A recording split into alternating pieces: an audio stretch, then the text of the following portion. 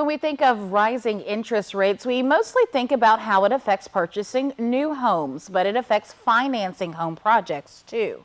In today's Ask Angie segment, we have some tips for financing home projects with rising interest rates.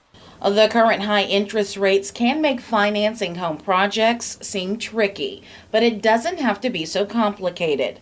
Mishka Fisher, chief economist and home expert at Angi, is here to walk us through how to finance home projects during times of high interest rates. Lifestyles have changed a lot over the last couple of years, and your home may not suit your lifestyle needs anymore.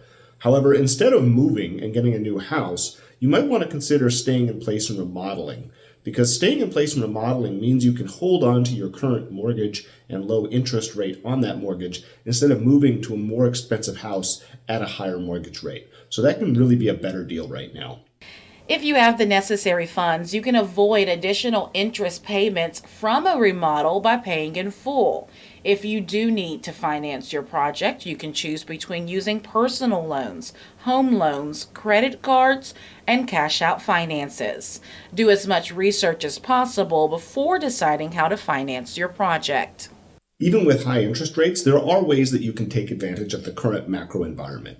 First, make sure you're really shopping around for materials. Some of the price inflation we've seen over the last 2 years has really started to come down over the last few months, so make sure you're shopping around. The other thing is make sure that you're really being cognizant of the different trade-offs of the various loan products that you're getting and avoid products with high interest rates to potentially avoid those high payments as interest rates are expected to rise even further. Try to plan ahead as much as possible. This will ensure you get a great pro and will give you time to come up with a budget and a timeline that works for you.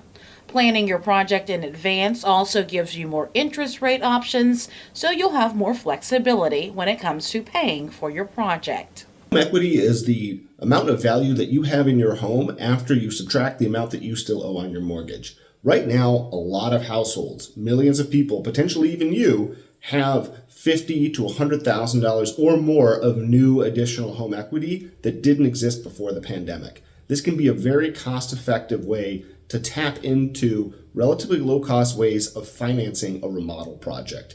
If you use something like a home equity line of credit or some other products that tap into that, you can get financing for your project at a much lower rate than with credit cards. Do be careful though, because with these products, you do run the risk of losing your home if you can't make the payment. Just like a mortgage, it's tied to your home. And so you want to be very careful and comfortable with those trade-offs. Do you have a question about your home projects? We'll tweet them using hashtag AskingAngie, and you may get some tips in an upcoming segment.